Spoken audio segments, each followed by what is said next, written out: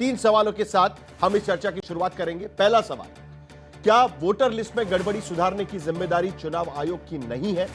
क्योंकि वो चुनाव आयोग तो कह रहा है कि आप अफिडेविट बना के दीजिए, तभी हम सोचेंगे कि हमें क्या करना है। दूसरा सवाल, क्या वोटर लिस्ट के बहाने राहुल गांधी का संवैधानिक संस्था की निष्पक्षता पर सवाल उठाना क्या एक राजनीति है? एक परसेप्शन के लिए वो इस तरीके के आरोप लगाने की कोशिश कर रहे हैं। और तीसरा अहम सवाल जिसको लेकर हम चर्चा करेंगे कि क्या वोटर लिस्ट में गड़बड़ी बताकर और एसआईआर का विरोध करके विपक्ष सिर्फ भ्रम की राजनीति कर रहा है? क्योंकि एक तरफ या तो वोटर लिस्ट सही है या तो आपको एसआईआर की प्रक्रिया करनी पड़ेगी, दोनों चीजें एक साथ नहीं हो सकती। और इसलिए यह सवाल भी कहीं ना कहीं लाजमी है और इसी को लेकर हम भी चर्चा करेंगे। शुरुआत कांग्रेस के प्रवक्ता से ही करनी है, क्योंकि आज काफी सारे आरोप एक बार फिर राहुल गांधी ने लगाए हुए हैं। राहुल गांधी सवाल पूछ रहे हैं कि क्या डिजिटल वोटर लिस्ट क्यों नहीं दी जा रही है? बेंगलुरु में सवाल पूछा गया, सीसीटीवी और वीडियो क्यों मिटा दिया जा रहा है? फर्जी वोटिंग और लिस्ट में गड़बड़ी क्यों हो रही है? ये सारे सवाल राहुल गांधी पूछ रहे हैं। लेकिन चरणजीत सिंह सप्रा, हमने एक फैक्ट चेक करने की कोशिश की। एक घर में हमको 40 लोग जहां पर रजिस्टर हुए थे वहां उस घर में गए, वहां पर तो मजदूर आते जाते रहते और हर कोई वहां पर अपना नाम रजिस्टर करता है। दूसरे जिन श्रीवास्तव की बात की गई थी राहुल गांधी की तरफ से, जो बैंगलोर में भी रजिस्टर्ड है या लखनऊ में रजिस्टर्ड थे या वाराणसी में रजिस्टर्ड थे, मुंबई में रजिस्टर्ड थे। थोड़ी देर पहले हमने मुंबई में भी चेक किया, वहां के लोकल विधायक कहते हैं कि 7 साल पहले वो वहां पर घर छोड़ चुके हैं। ये सारी चीजें देखने के बाद आप मुझे बताइए कि चुनाव की चोरी का आरोप कहां से सिद्ध होता है? ये मैं मानता हूं कि कहीं ना कहीं वोटर लिस्ट में गड़बड़ी हो सकती है, लेकिन चुनाव चोरी किया गया, ये सारे वोटरों ने बीजेपी को ही वोट दिया, ये कहां से सिद्ध होता है? ये सवाल यहां पर उठता है। सप्रा जी। देखिए साहिल जी, सर्वप्रथम तो बात यह है कि ये निर्वाचन आयोग के ऊपर जो कांग्रेस पार्टी ने या श्री राहुल गांधी जी ने तहकीकात करने के बाद में जो सवाल पूछे गए हैं, जो उन्होंने एक माधवपुरा कॉन्स्टिट्यूएंसी असेंबली कॉन्स्टिट्यूएंसी को लेकर के सवाल पूछे और सारी चीजें ओपनली खोल करके बताई है ना कि वहां पर 1,250 वोट जो है वो फर्जी बने हैं। वो किस तरह से फर्जी बने, किसके एड्रेस गलत है, किसकी डबल एंट्री है, डुप्लीकेट वोटर बने हुए, किसके फोटो नहीं है, किसके फोटो छोटे हैं, किसके पिताजी के नाम के आगे ABIQFS ऐसे सब लिखा हुआ है। तो ये तमाम सारी बातें जितनी भी पुष्टि की है ये सबूत के साथ की है, कोई हवा में इस तरह से आरोप नहीं लगाए हैं। अब ये आरोप लगा करके भी और सारे सबूत दिखा करके भी 24 घंटे हो गए हैं।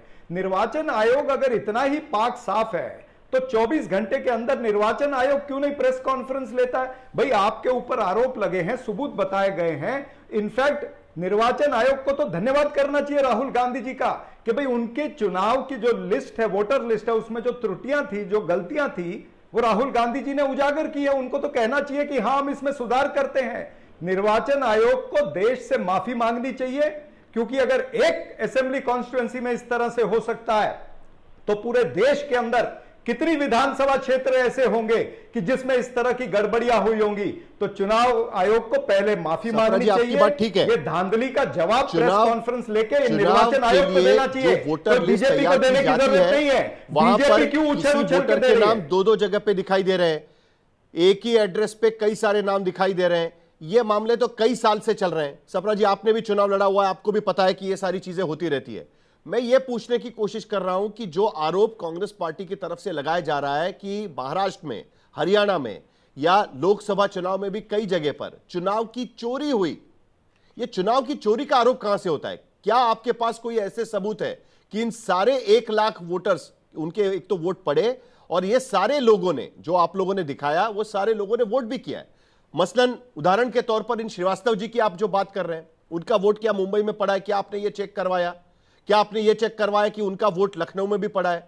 क्या ये इस तर्ज पर मैं आपको पूछने की कोशिश कर रहा हूं कि चुनाव की चोरी, देखिए वोटर लिस्ट में गड़बड़, वोटर लिस्ट में गलत तरीके से नाम आना, ये एक अलग मसला है, लेकिन चुनाव की चोरी हुई है, ये मसले पर मैं आपसे सवाल पूछ रहा हूं। साहिल जी, आप क्या चाहते हैं? आप चाहते हैं कि निर्वाचन आयोग जो है वो विपक्ष को जरा भी मदद न करे, ना वो हमको वोटर लिस्ट जो हम डिजिटल फॉर्मेट में मांग रहे हैं, मशीन रीडिंग वाले फॉर्मेट में मांग रहे, ना वो हमको दे। मेरी बात पूरी होने दीजिए अभी। ना वो हमको दे, ना वो हमको वीडियो फुटेज दे, ना कोई और सहकार्य करे।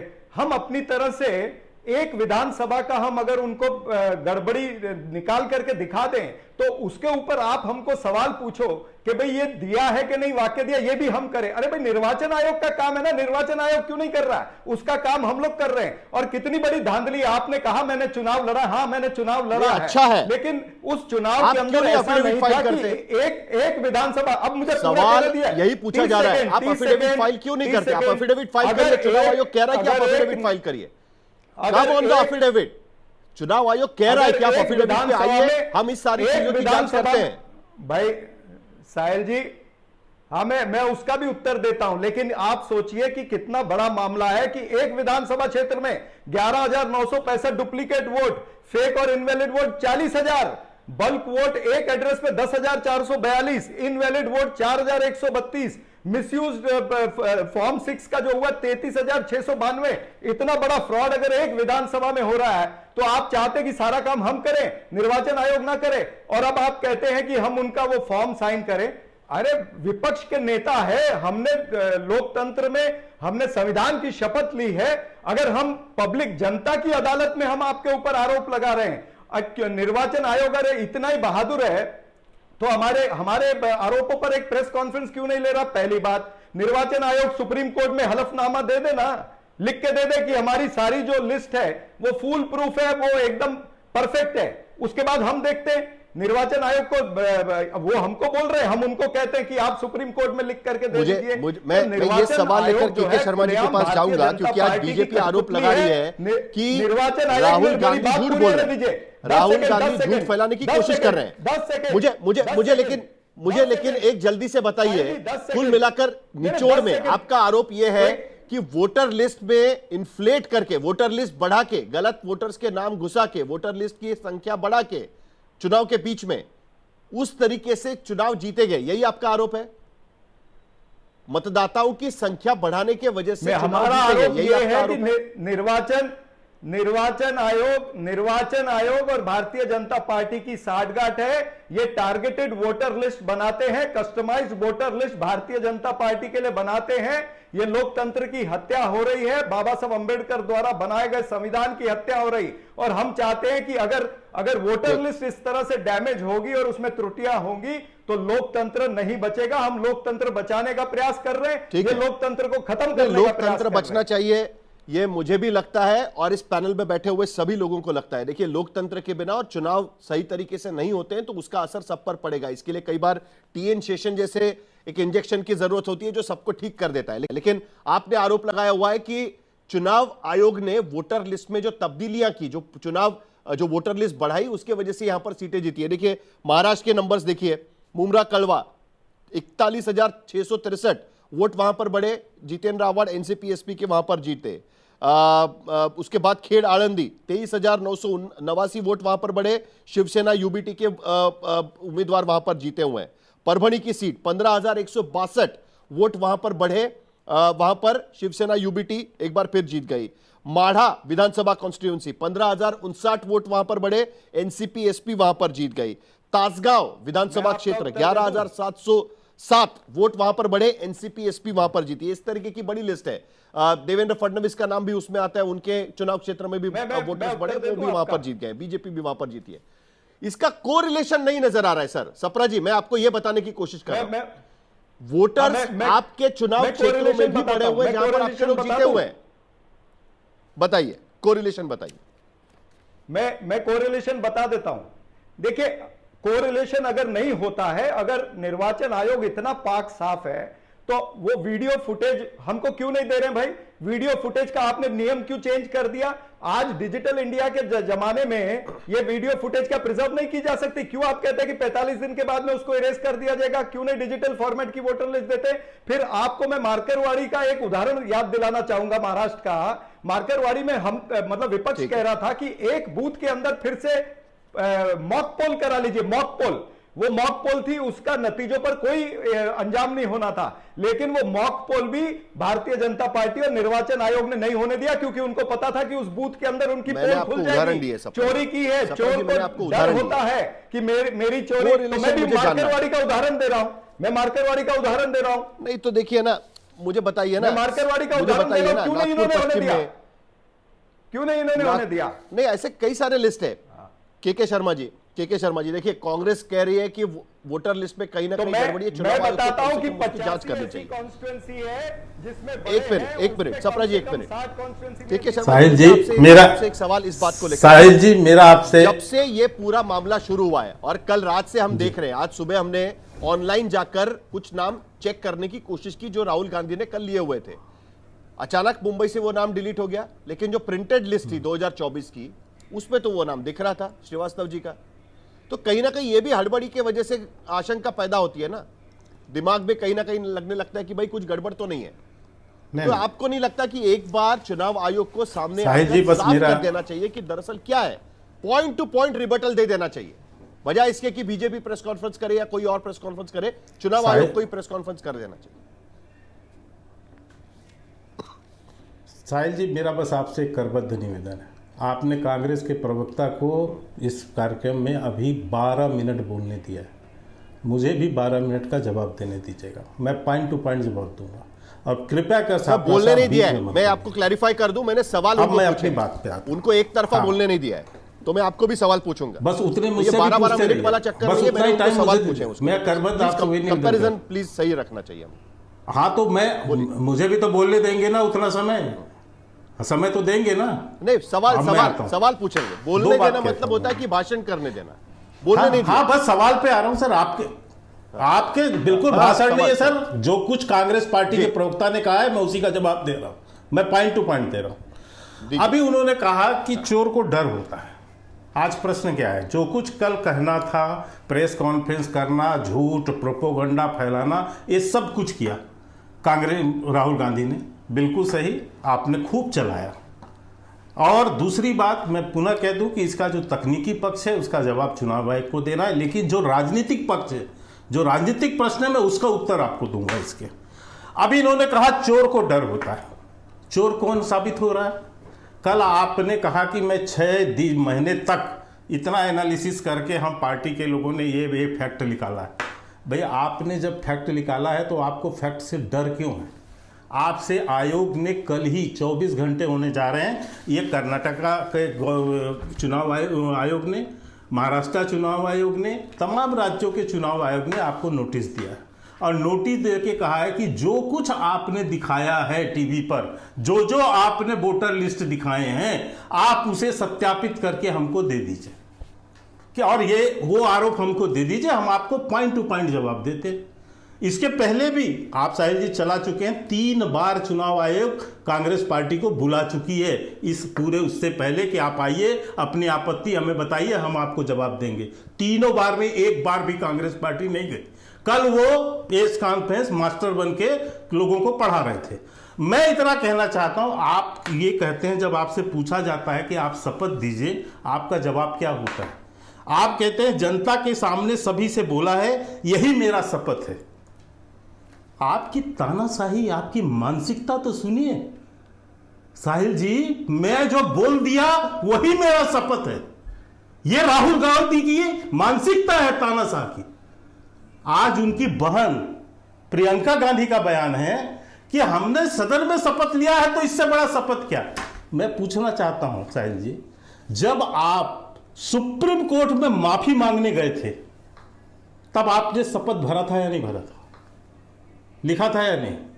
अभी जब आप सुप्रीम कोर्ट में मानहानि का केस वो करने गए, तब आपने एफिडेविट दिया या नहीं दिया? आप पासपोर्ट बनाने जाते हैं, तब भी नीचे लिखते हैं, मैं सत्यापित करता हूं कि मेरे द्वारा दी गई जानकारी सही है। आप बैंक में खाता खुलवाते हैं तो भी आपको लिखना पड़ता है। क्या गांधी खानदान इस देश के कानून से ऊपर है? वो किसी पर भी आरोप लगा सकता है। और ऐसा व्यक्ति जो हैबिचुअल ऑफेंडर हो चुका है, 3 बार सुप्रीम कोर्ट से लताड़ पड़ चुकी है इस आदमी को, राहुल गांधी को। के शर्मा जी, क्या इस तरह की विश्वसनीयता का? चलिए, मैं राजनीतिक बहस में समझ सकता हूं। कांग्रेस पार्टी ने आरोप लगाया हुआ है आपकी और इलेक्शन कमीशन की साठगांठ का।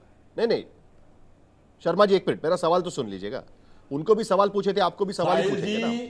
ऐसा है कि आपकी बात में समझता हूं कि आपका राजनीतिक मैं समझ सकता हूं कि कांग्रेस ने राजनीतिक आरोप लगाया हुआ है कि चुनाव आयोग और बीजेपी की साठगांठ है, यह आरोप लगाया, आप उसका जवाब दे रहे हैं। आपका यह कहना है कि भाई इनको एफिडेविट देने में क्या दिक्कत है। मुझे यह भी बात नहीं समझ में आती कि क्यों चुनाव आयोग इस पूरे मामले को लेकर पॉइंट बाय पॉइंट एक प्रेस रिलीज के जरिए रिबटल क्यों नहीं डालता, क्योंकि आखिरकार जो सवाल उसमें उठाए गए प्रेस कॉन्फ्रेंस में, जिसको लेकर हमने फैक्ट चेक भी किया हुआ है, बड़ी इंटरेस्टिंग बात है कि मुंबई के एक वोटर वहां पर निकले, वो वोटर का नाम अगर आप उनके वेबसाइट पर जाएंगे तो आज नहीं दिख रहा है वो, लेकिन जब प्रिंटेड लिस्ट पे देखेंगे तो वहां पर दिख रहा है।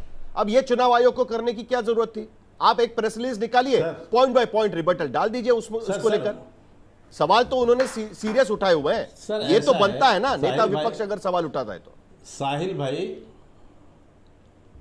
नहीं मुझे एक चीज बताइए साहिल जी, मैं इनका उत्तर देना चाहूंगा कि आपके देश के किसी, हाँ मैं दे रहा हूं साहिल भाई, आपके देश के किसी भी संस्था पर, आप मीडिया है ना, आप मीडिया हैं, आप चौथे स्तंभ हैं, आप किसी भी देश की संवैधानिक संस्था पर प्रश्न उठा देंगे और कोई तथ्य उसको सबमिट नहीं करेंगे तो आपको वो जवाब दे देंगे।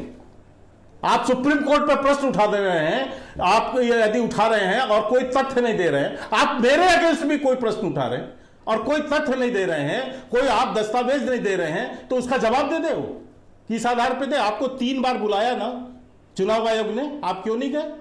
आज भी डेट है ना, आज भी जो है कर्नाटका सीओ ने, आपके चुनाव आयोग ने आपको डेट दिया हुआ था ना, आप क्यों नहीं गए? 6 तारीख को डेट दिया था, आप क्यों नहीं गए? आपको केवल प्रोपेगेंडा करना था। और मैं दूसरी बात पूछ रहा हूं, आप कह रहे हो कि वोटर लिस्ट दी, ये वोटर लिस्ट नहीं था तो ये डिटेल कहां से निकाल के लाया? ये चोरी की हो कहीं से?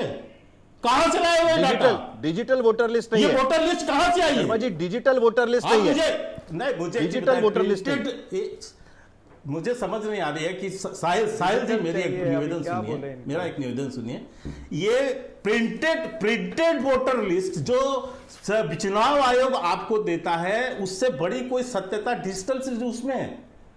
आपको इतना बड़ा वो देता है, उसमें एक एक नाम हर कुछ प्रिंटेड है जो बदला नहीं जा सकता। डिजिटल तो फिर भी चेंज कर लोगे आप, ये तो सबको पता है कि डिजिटल में चेंज किया जा सकता है, लेकिन प्रिंटर में क्या चेंज करोगे? और वो वोटर लिस्ट आपके हाथ पे है, आपको कहीं लगता है नहीं, यही चालाकी है। और मैं दूसरी बात ये कह रहा हूं, आपने कहा पॉइंट टू बिल्कुल देने को तैयार है, लेकिन आप जो आरोप लगा रहे हैं उसको कहीं तो रखेंगे।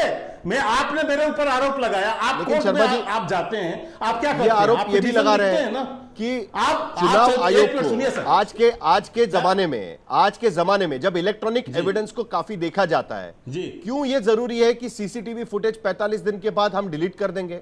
हम नहीं दिखाएंगे कि सीसीटीवी में कौन आके वोट डाल के गया, किस तरीके से वोट डाल के गया, प्रक्रिया ठीक हुई कि नहीं हुई। आप भी राजनीतिक पार्टी है, एक जमाना था जब बीजेपी ने भी ईवीएम पर सवाल उठाए थे, बीजेपी ने भी कोर्ट का दरवाजा खटखटाया था, आपको भी चुनाव की प्रक्रिया पर सवाल उठते थे। आज विपक्षी पार्टियों को उठ रहे, आपको भी कहना चाहिए चुनाव आयोग को कि भाई आप भी ट्रांसपेरेंसी रखिएगा सीसीटीवी फुटेज। इसके वजह से भी कहीं ना कहीं दिक्कत होती है ना। कांग्रेस पार्टी चुनाव चोरी का आरोप लगाती है, लेकिन दूसरी तरफ आप कहते हैं कि नहीं, सब कुछ ठीक है। चुनाव आयोग को आप बताइए ना कि नहीं रखना चाहिए आपको। मैं बताता हूं, इतना लंबा समय लगाने की जरूरत नहीं साहिल भाई, मैं बहुत छोटा सा जवाब देता हूं आपको। आप बहुत सीनियर जर्नलिस्ट हैं, आप बता सकते हैं कि चुनाव आयोग में जो कानून, जो नियम बनते हैं, कौन बनाता है?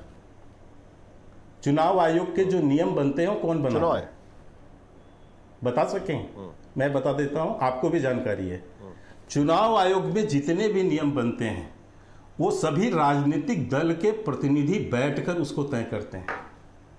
जब ये नियम बन रहे थे उसमें, तब कांग्रेस पार्टी और विपक्ष के सभी दलों के प्रतिनिधि, आपको जानकारी होगी कि हर 4-6 महीने में मीटिंग होती है। जब उसमें नई चीज जोड़ी जाती है तो सारे दलों के प्रतिनिधि बैठते हैं, वो मिलकर चुनाव आयोग के नियम कानून बनाते हैं। जब एक मिनट सुन लीजिए, अभी बीच में मत बोलिए जनाब, मैं समझा बता रहा हूं आपको, और प्रक्रिया ना समझ हो तो किसी सीनियर से समझ लीजिएगा जाके, तब आप यहां पर मुझसे प्रश्न कीजिएगा। चुनाव आयोग में हर नियम जो बने हैं वो सभी राजनीतिक दलों के सहमति से तय किए जाते हैं। उसमें विपक्ष में कांग्रेस भी है, सपा भी है, सारे दल के प्रतिनिधि होते हैं। ये भी जो 45 दिन का नियम बना था, ये भी जो है सभी दलों की सहमति से है। इसके अलावा जो अपील करने का 30 दिन का समय दिया है, वो भी जो है सभी लोगों की सहमति से है। इसलिए आज के दिन में आप झूठा आरोप लगा दें किसी पर, ये बैठ के कि ऐसा वो करते हैं जी, वैसा वो करते हैं, ये सब आपके सभी दलों की सहमति से बने आज तक चुनाव आयोग में। इसीलिए मैं आपको संवैधानिक संस्था का एक और बता रहा हूं। आप जब जिस तरह के संवैधानिक संस्थाओं पर प्रश्न उठा, अब आप जो है संवैधानिक संस्थाओं पे जब प्रश्न उठाते, मैं यहीं पर आ रहा हूं। अभी इन्होंने कहा, मुझे आज भी समझ में नहीं आ रहा, जब इतना रिसर्च करके आप इतना बड़ा झूठ लेकर आए, तो आपको चुनाव आयोग को एक शपथ पत्र भर के देने में डर क्यों लग रहा है? क्योंकि आपको पता है कि चैलेंज हो जाएगा। सप्रा जी, जल्दी से आपका जवाब।